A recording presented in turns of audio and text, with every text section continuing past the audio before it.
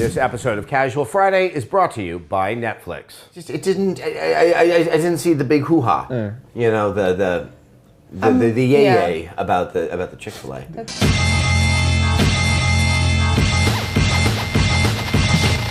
So, SimCity. Remember, that was like the first time you and I worked alone together. I know. We drove over to the Emeryville. You interviewed the Ocean Quigley. Gosh, that was almost a year ago. Yep. That was a fun day. Yeah, it was pretty close to being. Actually, maybe it was a year ago. Yeah, it came out in March, so we were there a couple months beforehand checking the game out. And the game looked good. The game looked played good, well. yeah. I was really getting into it, and then it launched and took a big poo. I know. I think it took a lot of people by surprise. Like, I don't remember a single negative preview of SimCity. Like, it looked visibly, like, pretty, like, it was gorgeous. The depth of field and the color seems like... I hate to say this, and there's two things when it comes to SimCity, is that you don't know what that game is going to do. I mean, you need hours upon hours upon hours with it. It's just the same as, like, you know, say a Total War game or something like that. But as someone who did the review of Battlefield 4, there seems to be this problem where you're playing EA games ahead of release and everything seems to be copacetic, and then suddenly it launches and these servers just won't do what they're supposed to be doing.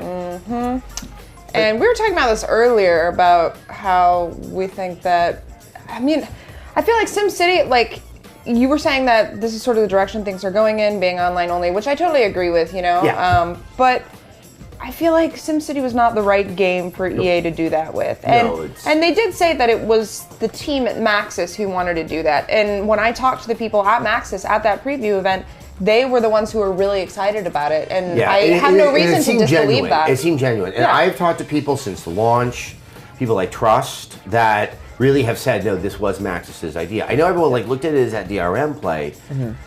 I think it was like Maxis's interests worked very, very well with the interests of a large publisher trying to protect their IP. But no, I think it's right. I think people kind of don't understand what SimCity means to so many people. And that, I guess for the reboot, I would have done something more traditional. And then kind of like a Civ Revolutions or something that you start to play like after you beat the case. Totally. And I think it's a weird thing to do to experiment with it. Like, the problem with SimCity, I think, for a lot of people was never... I mean, obviously, they did the whole, like, reversing the online-only thing this week. The problem was... Which is why we're talking about this right now. I don't think that the problem with SimCity was ever the online-only. I think the problem was that it didn't function. Like, it didn't go. The game didn't work. Yeah, I mean, like, I get the opposition, I think, to the idea of it and to how forced you were to interact with other cities in the game. But, like, I just feel like this many months later, like, who's still on the fence about SimCity? Who doesn't know? I'm gonna finally go back and play it. Yeah, there are a lot of people who boycotted it. It wasn't. I just couldn't play it. It was not letting me play it. Right. Yeah. And you know, I had to move on to other games. You know, and I just wanted that offline mode. I think as many other people did. It's. I think the other problem is just this EA problem. I think EA could suddenly start crapping out golden bars, and people would regard it that like they've gotten themselves into such a situation where any move that's made by themselves or by one of their developers has to go through this prism of, you know, sort of craven intent. And it's really presenting these challenges, and that really there was so much apprehension about why it was online. You know, and to your point, had they done it with a new game or a game that kind of we could think of as in an online fashion, The Sims. They should have done it with The Sims. It's a different audience. It's you know, it's not like it hasn't been 10 years since the last Sims game. The Sims seems inherently social in a way that I'm not convinced SimCity is. Like, I want to share little dudes' lives with other people, but not necessarily mayoral duties. Because when you're dependent on other cities for resources, like that's not necessarily fun. When I play God, I want to be the only God in the game. I don't want to be playing with 50 Have other the option to be the only God. That's the other thing is. And I think this is where the fundamental problem is, and I'm glad that like they did the offline mode, but like the legacy of SimCity, and I've seen some other people mention that, is I like the core idea. I like this idea that you would build your city and that suddenly you would start to see the larger economic impact. I mean, that's like part of the fun of SimCity is investigating sort of how these things are all interrelated, and that if you add a new X factor that you don't have that much control over, you only have influence over, it really becomes enlightening. It's a great idea. And I worry now that this whole idea of this kind of more passive online multiplayer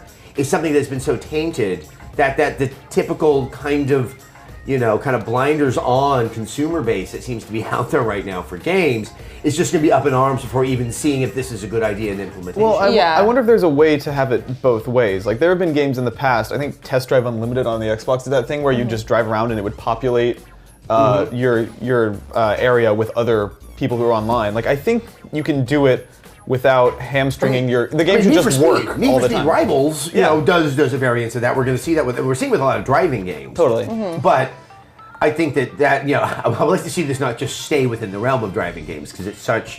What was the famous game? Not famous. I meant the exact opposite. Little remembered game, Huxley, which is supposed to be it was a single player shooter that would turn into a multiplayer shooter without you sort of changing. It was just kind of as you progress through the story. Yeah. It was an ambitious design 5 years ago, well ahead of its time. It never came out.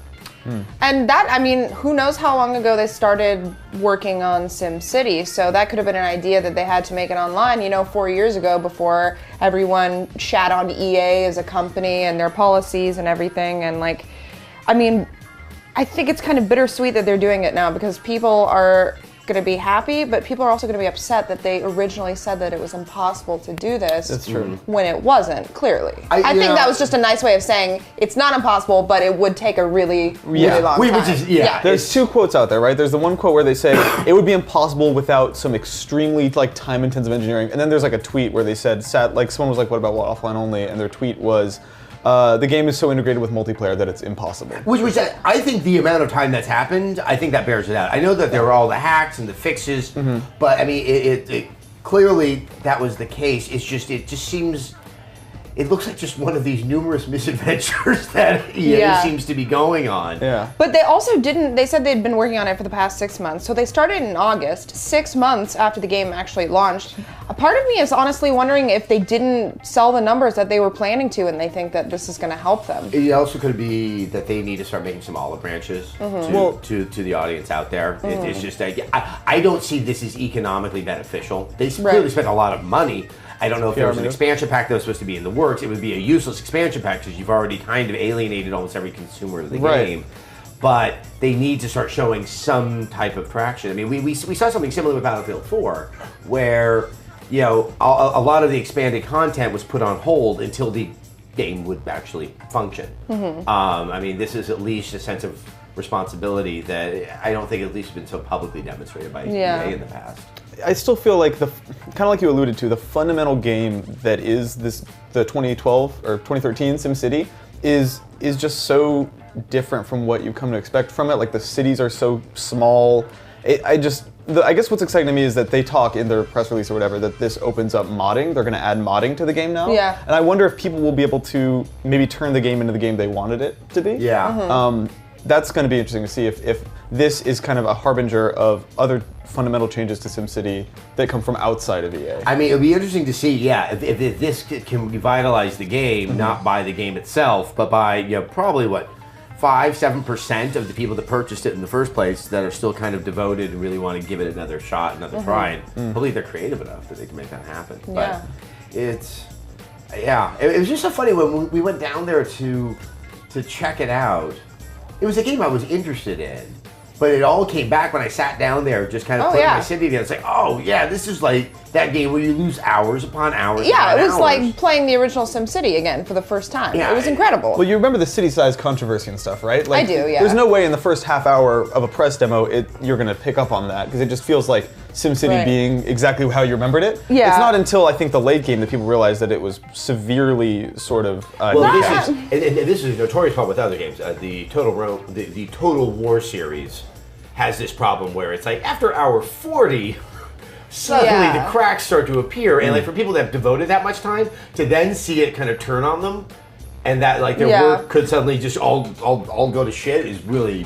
That's bad, and it's for I think someone in our positions, it's always in the back of my head, like, okay, for those games that just can't be finished for review is the ogre right over there past that next hill. And I do feel like that is something that's more subjective, the map size argument, because I sort of enjoyed it because it forces you to play the game in a very different way than you did before. And usually like after I devote 20 or 30 hours into like a specific save file or a world or something, I'm over it and I want to start a new one anyway. So for all the good intentions and missteps, I think the only thing that I feel legitimately grossed out about this whole thing was the claim that they were sending data to the server and running the cities on the servers, and then the mod community came out and was like, we've looked at the amount of like kilobytes of data they're sending back and forth. There was no way they're running anything in the cloud. That was the thing to me that stands out, is like, I believe them when they say it was an engineering feat to get it offline eventually. I don't know. That's the part that scares me. I see these posts come up. I don't know enough about those kilobytes of transferring data and all that. Computers, Adam. It's computers. Shit works or it don't. Yeah. Exactly. It should probably work. They should get on that for their next, for hopefully 2014 New Year's resolution for EA. I hope that their video games work. Yeah. To working video games. To working video games. Yay. With that, we'd like to thank our sponsor, Netflix. Now, during some time off that I had, I got into watching a lot of serialized dramas on the Netflix. And one that really stood out to me was The Fall. It's a British dark crime drama about a serial killer in Northern Ireland, starring Gillian Anderson of The X-Files, behaving in a way that's quite different than Scully. Now, the titles are subject to availability, but you can check it, or any of the other countless movies and TV shows, out for yourself. All you need is an internet connection and a Netflix-enabled device like a smartphone, tablet, computer, or game console.